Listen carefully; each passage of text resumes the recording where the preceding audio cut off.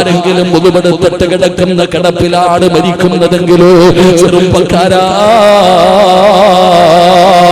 ഒന്നുകൂടി മരിക്കലേറ്റം മെച്ചമാ ജിബ്രീൽ വരുമെന്നും ഹദീസിൽ സ്പഷ്ടമാ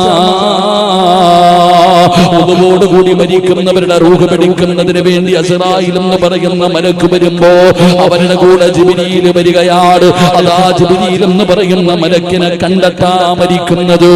അതുകൊണ്ട് ചെറുപ്പക്കാരാ സിനിമ കണ്ടുകൊണ്ടുറങ്ങുന്നവരുണ്ടല്ലോ, പാട്ട് കേട്ടുറങ്ങുന്നവരുണ്ടല്ലോ, പഠിച്ചവനെ റീൽസ് കണ്ടുകൊണ്ടുറങ്ങുന്നവരുണ്ടല്ലോ. വേണ്ടടാ ചെറുപ്പക്കാരാ, അവസാനം നീ ചെയ്ത കാര്യമാണ് നീ നാളെ പരലോകത്ത് വരുമ്പോ നിനക്കുണ്ടാകുന്നത്.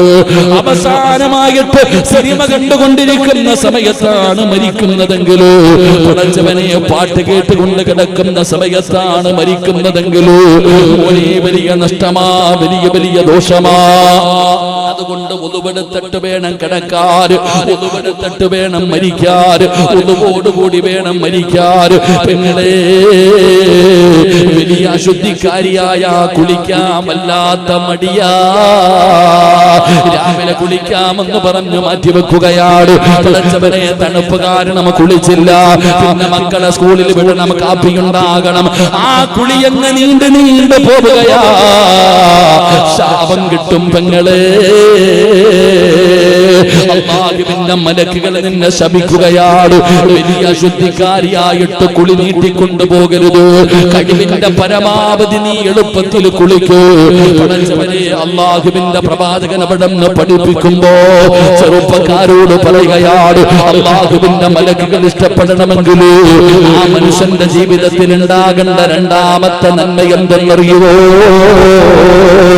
അവനോടുകൂടി നടക്കുന്നവനാ, അവന് ശുദ്ധിയായി നടക്കുന്നവരാ.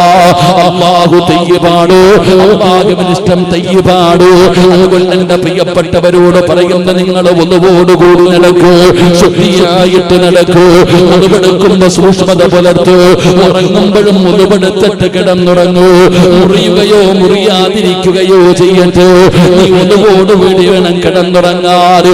ഇങ്ങനെ നീ ജീവിച്ച അല്ലാഹുവിന്റെ മലക്കുകൾ നിന്നെ സ്നേഹിക്കുമെന്ന് ആദരവായ പ്രവാചകൻ നബി മുഹമ്മദ് മുസ്തഫ